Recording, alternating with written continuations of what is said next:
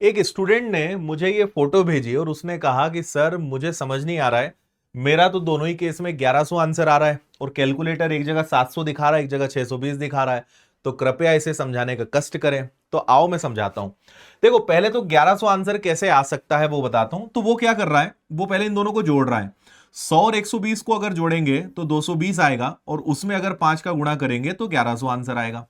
अगर ऐसे यहां पे 120 और 100 को जोड़ेंगे तो सेम 220 और 5 का गुणा करेंगे तो 1100 आएगा।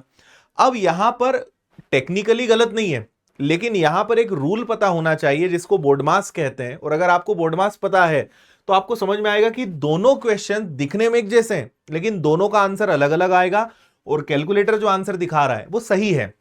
मैं आपको समझाता हूं। देखो, पहले तो आप इस बात को समझो कि बोर्ड मास क्या होता है।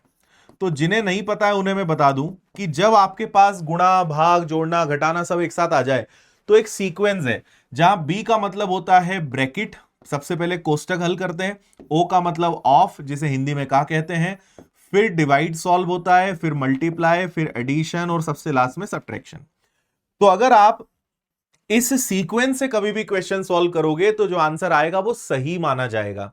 अब अगर इस सवाल पे आए तो आप एक चीज यहां पर देखिए, हमारे पास प्लस और मल्टीप्लाई है। तो प्लस और मल्टीप्लाई में पहले मल्टीप्लाई सॉल्व होगा भाई। तो 120 का 5 गुना करोगे तो 600 आएगा और अब 600 में अगर 100 जुड़ा तो 700, बिल्कुल ठीक आंसर है। इसी प्रकार यहां पर भी पहले मल्टीप्लाई होगा तो ये हो जाएगा आपका 500 और 500 में अगर 120 जुड़ेगा तो करेक्ट आंसर 620 है। तो यहां पे ना कैलकुलेटर गलत है ना यहां पर कोई आंसर गलत है।